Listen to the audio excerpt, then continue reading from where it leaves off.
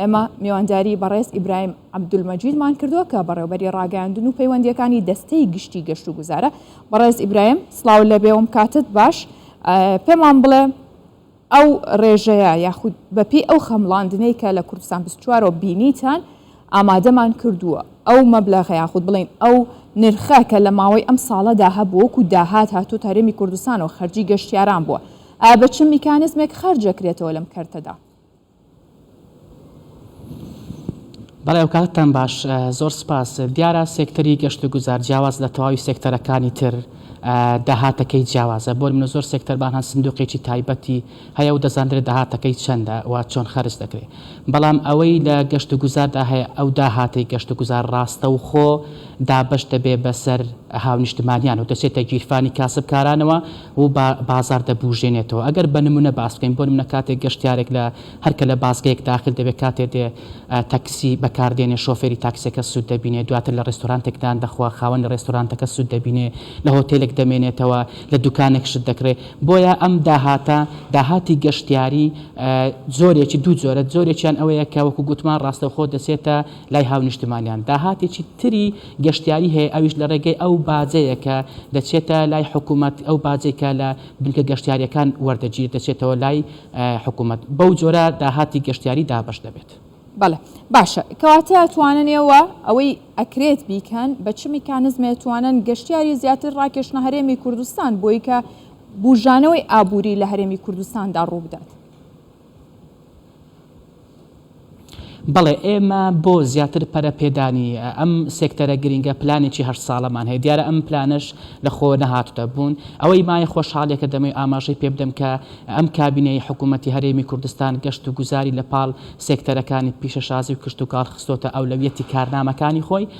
ئەم کابینەیە زیاتر لە هەر کابینەیەشتر زیاتر گرنگی بە گەشت و گوزار داوە و هەر لە سەردەمی ئەم کابینەیە گەشت و گوزار بۆ یەکەم جار لە مێژووی خۆی بوو بە خاوەنی یاسایەکی تایبەت بەخۆی. جاران ئێمە یەکێ لە گرفت و ئاستەنگە هەرە سەرچەکانی بەردەم پێش بەچوونی سێکتەری گەشت و گوزار بریتی بوو لەوەی کە یاسایەکی تایبەت بە گەشت و گوزار نەبوو. ئێمە پشتمان دەبەست بە یاسای وەزارەتەکانی تر. خۆشبەختانە لە سەردەمی ئەم کابینەیە لە مانگی 8 2022 گەشت و گوزار بوو بە یاسای تایبەت بەخۆی و لە ئێستادا شارەزایانی یاسایی لە دەستەی گەشت و گوزار خەریکی ئەوەن کە ڕێنمایی تایبەت دابنێن بۆ ئەوەی زیاتر ئەم سێکتەرە پێش بخەین. و لەلایەنێکی تر هەر لە سەردەمی ئەم کابینەیە بۆ یەکەم جار کۆبنەوەیەکی ئەنجومەنی وەزیران لە مانگی 6 تەرخان کرا بۆ سێکتەری گەشت و گوزار لە هەرێمی کوردستان. لە میانی ئەم کۆبنەوەیەدا بەڕێز جەنابی وەزیری شارەوانی و گەشت و گوزار کاک ساسان ئەونی لە راپۆرتێکی هەفتە خاڵیدا باسی لە سێکتەری گەشت و گوزار کرد لە هەرێمی کوردستان. دواتر بەڕێز ئەمەل جەلال سەرۆکی دەستەی گەشت و گوزار لە ڕێگەی پرێزنتەیشنێکەوە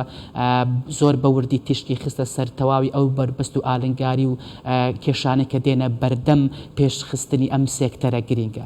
خۆشبەختانە لە کۆتایی کۆبنەوەکەی ئەنجومەنی وەزیران بە زۆرینەی دەنگ بڕیار لەسەر ئەوەدرا کە ڕاستپاردەکانی گەشت و گوزار پەسەند بکرێت و دواتریش بەواژووی بەڕێز جەنابی سەرۆکی حکوومەتی هەرێمی کوردستان سەرجەم وەزارەت و دامودەستگاکانی تری حکوومەتی هەرێمی کوردستان ڕاست پێدران بۆ ئەوەی هەماهەنگ و هاوکاربن لەگەڵ دەستەی گەشت و گوزار بۆ پێشخستنی ئەم سێکتەرە. ئێمە لە 2022 پلانی 8 ساڵی گەشت و گوزارمان لە ڕووی تیۆریەوە بە کۆتا هێنا. ئیتر بۆ ساڵی ئایندە دەمانەوەی ئەم پلانە بخەینە قۆناغی جێبەجێکردن. بۆ جێبەجێکردنیشی ئێمە پێویستمان بە پاڵپشتی و هاوکاری سەرجەم لایەنەکانی تری حکوومەتی هەرێمی کوردستان هەیە بۆ ئەوەی لە دوجاردا گەشت و گوزار بکەین بە یەکێ لە سەرچاوە هەرە سەرچەکانی داهات و ئیتر بۆ لە مۆدووە زیاتر تەنها پشت نەبەستین بە سەرچاوی نەوتووزە. باشە بەڕێز ئیبراهیم، ئەو ژمارەی کە لە لای ئێوەیە ئایا بۆ ئەم ساڵی 2022 بە دیاریکراوی چەند گەشتیار هاتووە؟ بەڵێ ئێمە وەکو لە راپۆرتەکەش لە سەرەتا ئاماژتان پێداکە راپۆرتێکی زۆر ورد بوو دەستخۆشیتان لێ یەکەم کە بەرچاوڕوونیەشی تەواویدا بە هاونیشتمانیان و بینەران. ئێمە لە ساڵی 2021 کە هەڵسانەوەی گەشت و گوزار بوو دوای پەتای کۆڕۆنا، لە ساڵی 2021 پێشوازیمان کرد لە 4,189,000 گەشتیار. پلانی ئێمە بۆ 2022 بریتی بوو لە زیادکردنی ئەم ڕێژەی 2021 بە ڕێژەی 150 واتە ئامانجی ئێمە لە 2022 بریتی بوو لە ڕاکێشانی سەرنجی 6 ملیۆن گەشتیار. خۆشبەختانە بەپێی ئەو داتا و ئامارانی کە لە ئێستادا لە دەستەی گشت و گوزار لە بەڕێوەبەراتی پلاندانان و ئامار دیراسی بۆ دەکرێت ئاماژەکان ئەوە دەردەخەن کە ئێمە توانیمانە بۆ ئەم ساڵەکە ئامانجەکەی خۆمان بپێکین کە 6 ملیۆنە ڕەنگ بێ بە زیادیشەوە. بەڵێ باشە بەڕێز ئیبراهیم، ئەو ڕێژەی گەشتیارەی کە هەبووە هاتووە باستان لەوە کرد کە ئێوە پلانی 8 ساڵەتان هەیە کەواتە بۆ 2023 یەکەم قۆناغتان لەو پلانە 8 ساڵەیە چییە بێت؟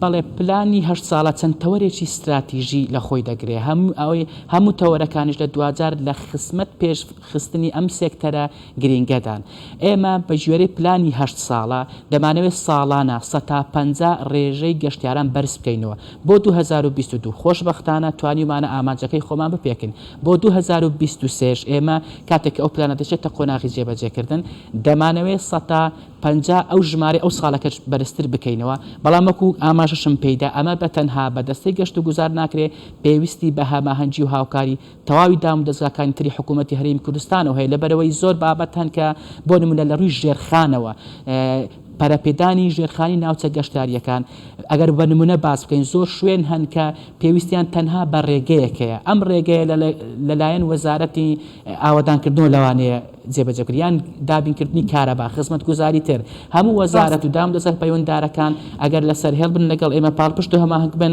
ئێمە پێمان وایە بۆ 2023 دەتوانین بە ڕێژەی 150 ژمارەی ئەم ساڵەکە بەرز بکەینەوە. بۆ هیواین بەڕێز ئیبراهیم عەبدولمەجید بەڕێوەبەری ڕاگەیاندن و پەیوەندیەکانی دەستەی گشتی گەشت و گوزار زۆر سوپاس کە لەگەڵمان بووی.